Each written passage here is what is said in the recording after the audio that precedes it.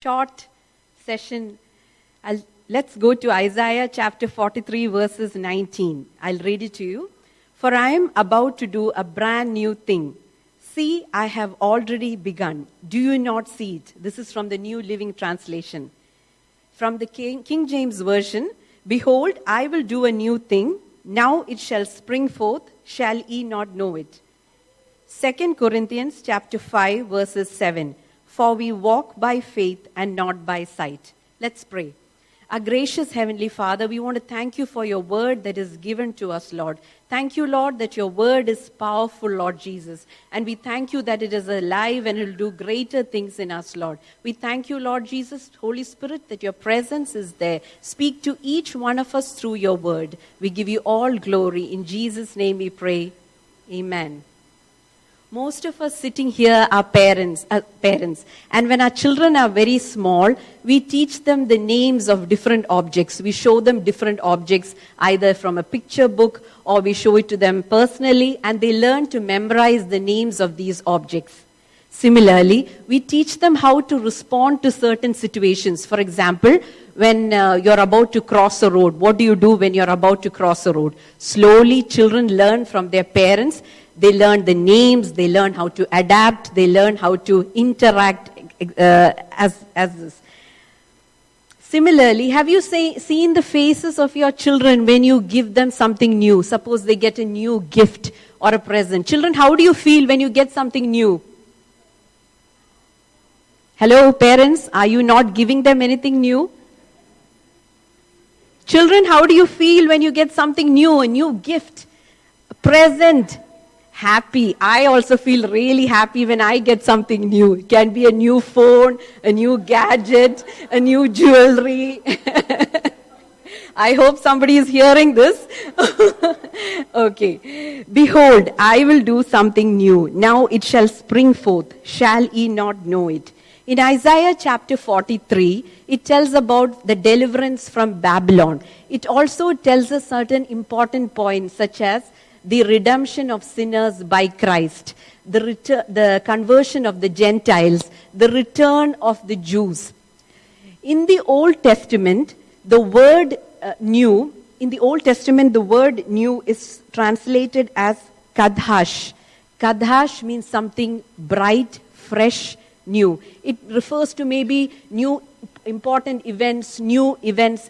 Similarly, something that will spring up. It's like, for example, like buds that spring up. If you've seen the pictures of Japan in calendars, I've seen it in television, you've seen the cherry blossoms that happen there. How beautiful are those cherry blossoms? I will do a new thing also means something that has never happened before, something that has never occurred, something that surpasses all other things that happen. Now, references of new in the Old Testament, I'll just mention a few references. Psalms chapter 33 verses 3, a new song. Sing unto him a new song. In Jeremiah chapter 31 verses 31, a new covenant. When I will make a new covenant with the people of Israel. Ezekiel chapter 11 verses 19, a new spirit. I will give them one heart and I will put a new spirit. In the New Testament, the word new is translated as kainos. It means freshly made, new, bright. We have the new covenant. Just now we had the communion time. In Luke 22:20 we read, and the cup is the new covenant in my blood. We have the New Testament of the Bible, which has brought about events ushered in by Christ. So lots of references about new in the Bible. In the New Testament, we have 2 Corinthians chapter 5:17, which says, therefore, if anyone is in Christ, the new creation has come. The old has gone. The new is here. The old things have passed away. Behold, they are becoming new. In Galatians 6:15, it says, new creation or man. John 13:34, new commandment. A new commandment I give you, love one another. Acts chapter 17 verses 19, a new doctrine. May we know what this new teaching is that you are presenting. This is Paul in Athens, where he has discussions with the philosophers about the teachings of Jesus. In Romans 6:4, it says the newness of life, kenotis, a newness of the spirit. We are therefore buried with him through baptism into death, in order that just as Christ was raised from the dead through the glory of the Father, we too may live a new life. Through these references, we look at the newness that God has brought about in our lives. We also look at certain examples. Contrary to these situations, God has brought about new things in the lives of individuals. So let's move on. So Andrew brought Simon to meet Jesus. Jesus looked straight in the eye and said something very strange. You are Simon, son of John. You will be called Peter. I'm reading from John chapter 1, verses 42. What was Jesus talking about? The word Simon means the one who hears. Now, Jesus knew that Simon would not be just a person who would hear about God, but who would do greater things for God. The word Cephas in Aramaic, and Peter in Greek both means the rock. In Christ, when we accept Christ as our personal Savior, Christ gives us a new name, a name as a child of God, a name as children of God. So all of you sitting here are children of God. Why don't you pat somebody next door and say, hi, child of God? Don't call them any other names, please. In 2 Corinthians chapter 5, verses 17, it says, I've read this verse before. Therefore, if anyone is in Christ, the new creation has come. The old has gone. The new is here. The old things have passed away. Behold, they have become new. Jesus looked at Peter and called him rock. The name, we see that the rock means that Jesus knew what Peter would become. He was not looking at Peter, Simon, as the way he was. He saw something new in Peter. That was, he would be a solid rock on which the church would rely on. And we see the transformation of Peter, Simon, in the coming chapters, Acts chapter 1, 2, 3, and 4. From the very insecure, impulsive Peter to a bold rock like Peter. Jesus does not look at you just as how you are now, but he sees the possibility of how you will become later. Each one of us sitting here, God is looking and saying, you have a great future. You have something new in you. You have a great possibility to do greater works in you. So I'm sure Peter must have gone home and said, what was Jesus thinking about? You see, the disciples were not the yoke crowd to be associated with. They worked long hours a day. They sometimes did not smell so good. They did not look so good. But God entrusted his ministry to a group of disciples. The church or the body of Christ was very valuable to Jesus, and he knew whom to entrust. In the same way, Christ knows whom to entrust the body and the church. We are the body of Christ, and he has entrusted his special works to do for each one of us. Now, we look at certain other examples where people who did not have very, very exciting beginnings, but God transforms them to certain greater aspects. We see the story of David, where Prophet Samuel anoints David as the king. We read that in 1 Samuel 16, verses 7. The verses are on this projector. 1 Samuel 16, verses 7. But the Lord said to Samuel, do not consider his appearance or his height, for I have rejected him. The Lord does not look at the things people look at. People look at the outward appearance, but Lord looks at the heart. Here is when Samuel is going to anoint all the other brothers, one of them who looks really good, the appearance is very nice, really six-pack, really good. But God says, don't do that. And the prophet Samuel, he anoints King David as the next king. And we see King David, a man who looked after God's own heart, who was a man after God's own heart, who did so many great things for God, who loved God. Although he sinned many times, he came back. And that was a great man of God, King David.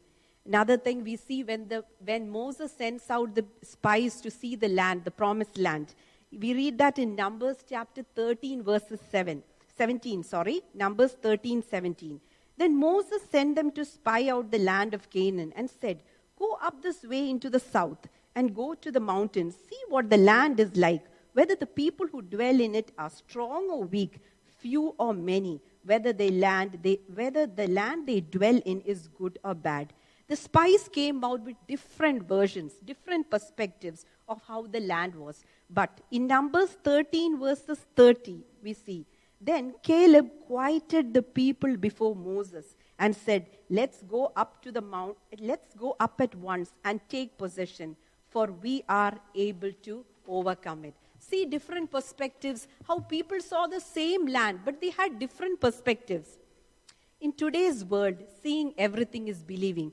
Thanks to social media, technology, we see so many images instantly. And some of these images are so real with it we tend to believe and take into our heart unreal things.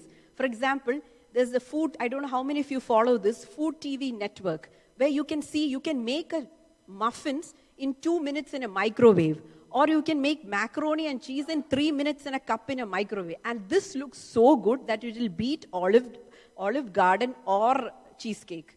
I tried it many times. Please try not to go there.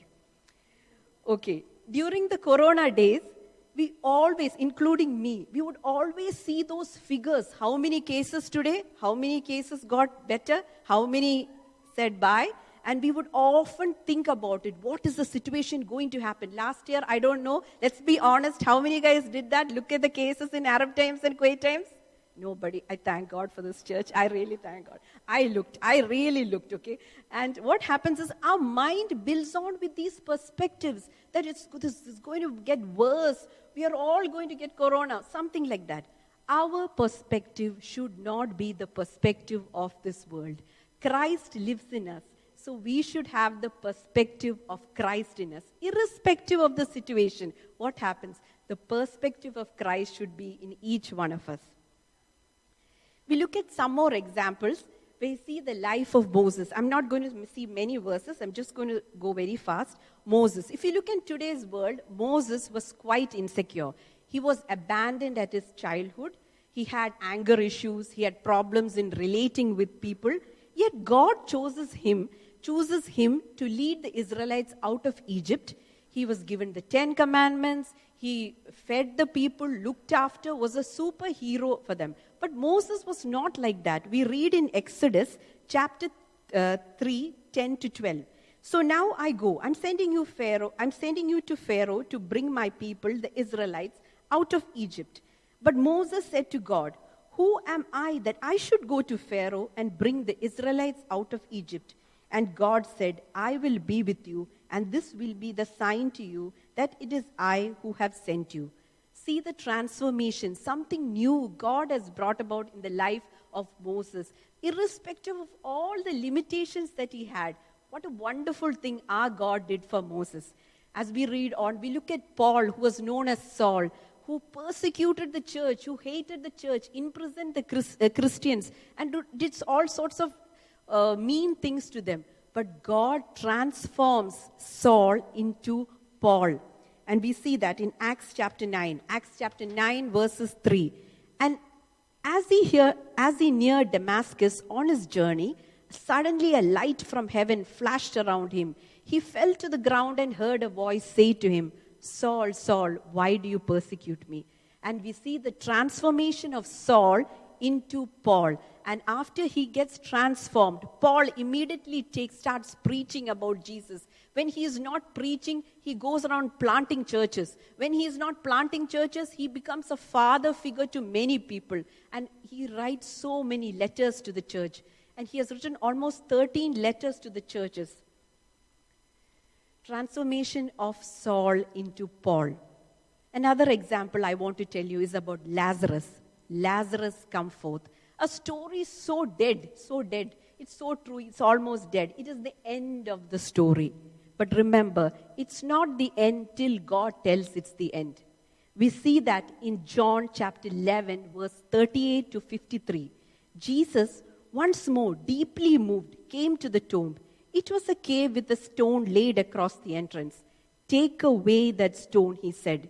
Sometimes you need to move those stones to see clearly what God has brought for you. Sometimes it can be a stone, it can be a person, it can be something that is hindering you from seeing what God has brought in store for you. In 2 Corinthians chapter 5 verses 17, we read that in the beginning. For we walk by faith and not by sight. We see things in the physical realm, but God wants us to see the spiritual realm before it happens. There are some things that God sees and we don't. God sees our thoughts. We read in Psalms 139 verses 4, "Before a word is on my tongue, you know all about it." Sometimes ideas or thoughts rush into our minds. When we are faced with a difficulty, there are so many thoughts running in our mind. For example, when the doctor says he's suspecting something, we immediately confirm what is the disease. It is like we have taken the doctorate before the doctor. And then we go to Google and we will search Google on that disease which he is suspecting. We will see the diagnosis, treatment, immediately. This is there, that, and we have given the verdict. I remember when the shepherd contracted corona. It was the initial stages of 2021. When he had got corona, I was a bit worried as any person.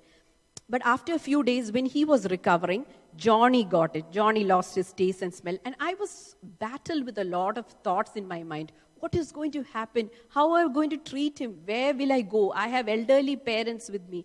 At that time, I remember the word of God was there to comfort me. When we are confronted with the most difficult and anguishing thoughts, get back to the word of God. Follow God's word. The word of God is like encouragement. It is encouragement. It is not like encouragement, It is encouragement. It is a guidance to our weary spirits. It helps us to have clear guidance how to take the next step forward. In Hebrews chapter 4, verses 12, it says, "For the word of God is living and active, sharper than the two-edged sword, even penetrating as far as the division of soul and spirit, of both joints and marrow, and able to judge the thoughts and intentions of the heart." These words of God are so encouraging that when we are confronted with distressing or thoughts, we turn to the word of God for guidance. Remember, even in the most difficult situations, David wrote the most comforting psalms. Next point I would like to share is God sees in the dark. Let's turn to Psalms 139, verses 11 to 12. "For I say, surely the darkness will overwhelm me, and the light around me will be night. Even when darkness is not dark to you, and the night is as bright as the day, darkness and light are alike to you. Even in the whale's stomach, even in the trials and tempest, even in the point of death, God is there with us." We see in the life of Stephen, we go to Acts chapter 7, verses 56. This is the stoning of Stephen that we read. I'll read quickly. "On hearing this, the members of the Sanhedrin were enraged.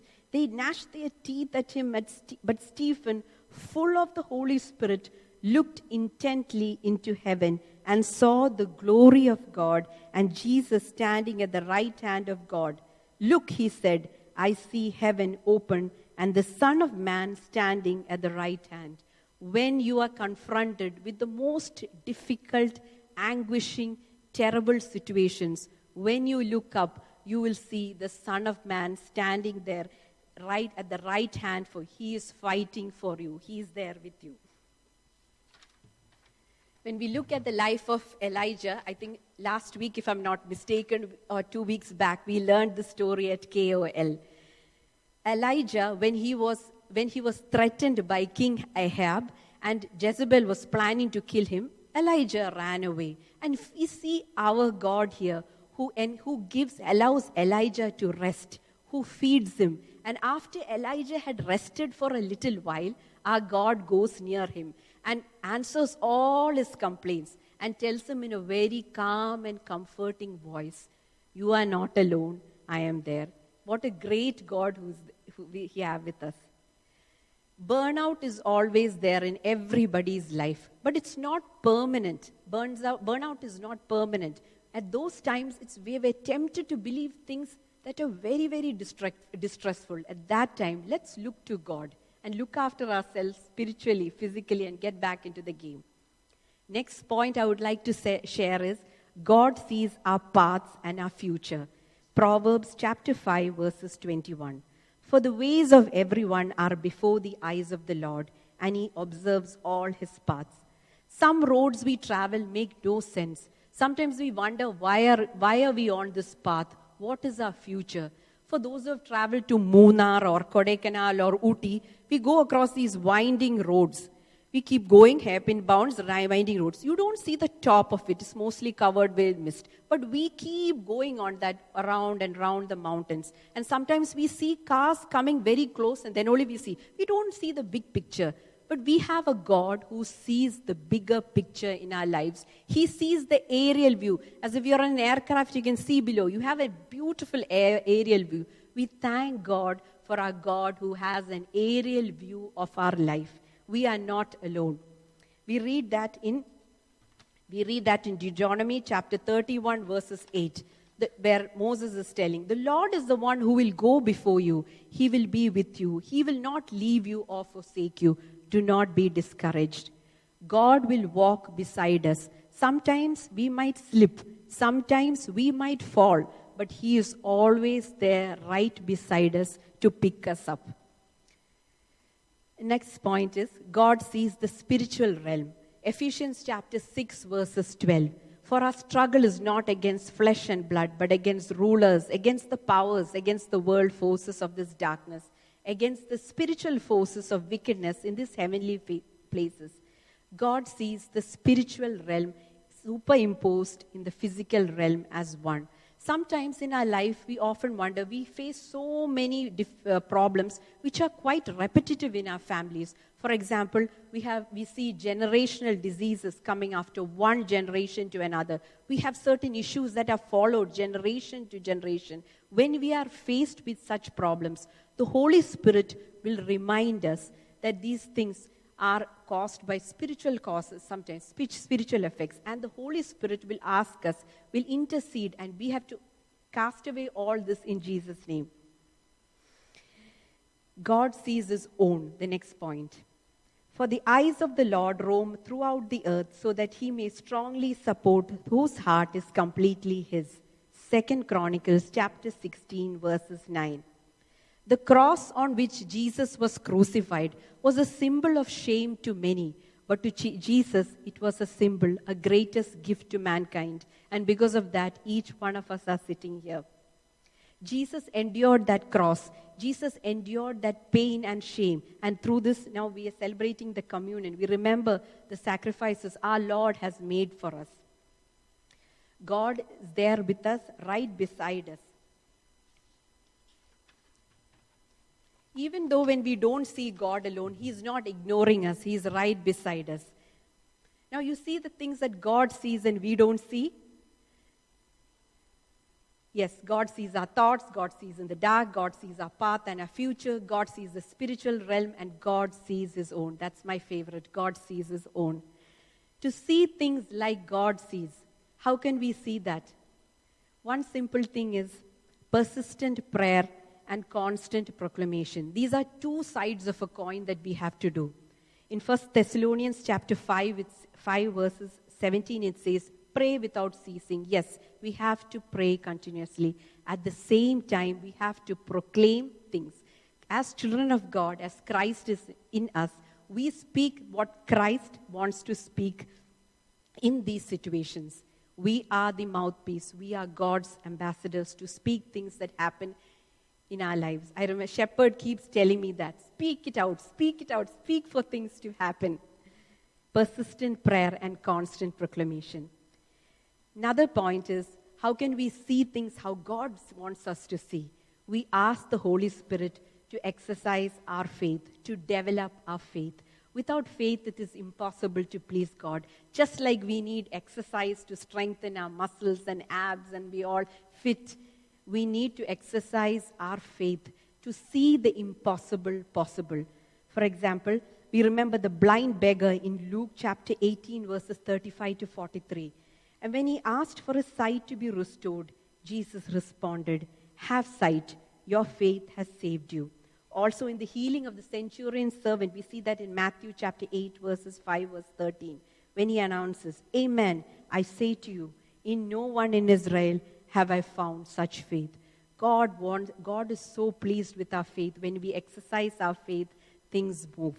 Also, similarly, we see Jesus expressing disappointment when his followers exhibit a lack of faith, like Thomas in John's Gospel 20, verses 29. Jesus said to Thomas, "Have you come to believe because you have seen me? Blessed are they that have not yet believed." How blessed are we who have not seen Jesus physically but have believed in his name. Another point, how can we see things the way Jesus sees it? Provide hope and compassion to others. You might say, how do I do that? How can I see things at God through hope and compassion? You know our Lord Jesus Christ. He gave compassion. He gave hope to wherever he went. If we study the life and teachings of Christ, how compassionate he was, irrespective of the situations around him. He always had time to show compassion. I thank God for this church who has shown love and compassion to various ministries and needs of this church. Whenever we are confronted with a need or a requirement, the church has come together as one body, showing compassion and love to others. 2021 has not been a very easy year for many. So for some of us, it has been a very challenging year. But let's ask God to renew our faith, to see things that normally others don't see, to exercise our faith, and to envision greater things for us in our lives. Also, not only for our lives, let's envision greater things for the church, for the body of Christ, for this church, for the other bodies of Christ across the world, for our brothers and sisters who have lost hope or sight. Let's bring them up. Behold, I will do a new thing. Now it shall spring forth. Shall you not know it? Isaiah 43, verses 19. Through these words, God bless you.